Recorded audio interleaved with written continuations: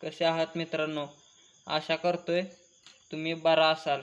आपण आज काढणार आहोत वर्तुळ केंद्रापासून वर्तुळ केंद्राचा उपयोग न करता स्पर्शिका काढणार आहोत. तर चला मग आजचा व्हिडिओ सुरू करूया. त्याआधी तुम्हाला काही सूचना आहेत. कर्कटक आपल्याकडे पाहिजे, 2 पेन्सिल्स पाहिजे म्हणजे स्केल्स.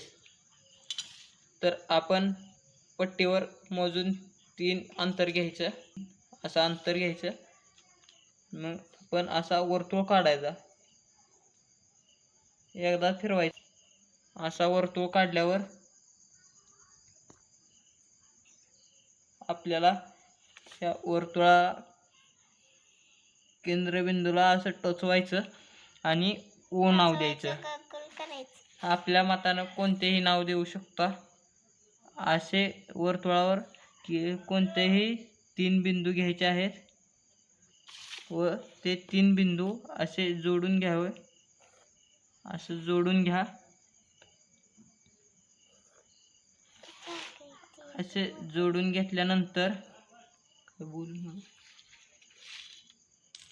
आपण कर्कटक घ्यायचे, ह्या बिंदूवर ठेवायचे, असा एक चाप मारायचा आणि एवढे अंतर ठेवून इथं ठेवून असा एक चाप मारायचा आणि परत आपण इथले अंतर मोजायचे आणि ही वर्तुळ पूर्ण करून घ्यायचा. हे असा वर्तुळ पूर्ण करून घ्यायचा आणि आपण इथे कर्कटकचे टोक ठेवून असे सिस पेन्सिलने इथे चाप मारून घ्यायचा आहे.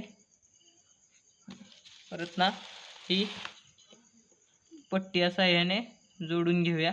आधी इथे टोचवून घ्यायचे आणि असं जोडून घ्यायचं परत आणि असा बाण करायचा आणि या रेषेला नाव द्यायचं एल. या बिंदूला नाव द्यायचं पी, क्यू आणि आर. तर नक्कीच आपल्याला ही बघू शकता आपण आकृती. असा वर्तुळ काढायचा आहे आणि अशी आकृती काढायची आहे तुम्ही पण. आणि चॅनलवर जर नवीन असाल तर सबस्क्राईब आणि बेल आयकॉन प्रेस करा. धन्यवाद.